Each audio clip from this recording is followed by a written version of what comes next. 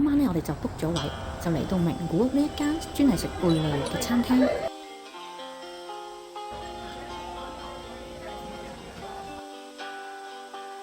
我呢就睇到網上面嘅評論呢都係評價好高嘅，咁啊又有蠔食啦，咁所以呢都嚟試一試。佢呢度嘅招牌菜呢就係呢個蒸蠔啦。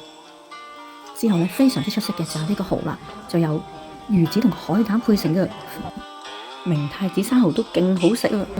呢個蜆肉蒸飯呢都相當好食，好香。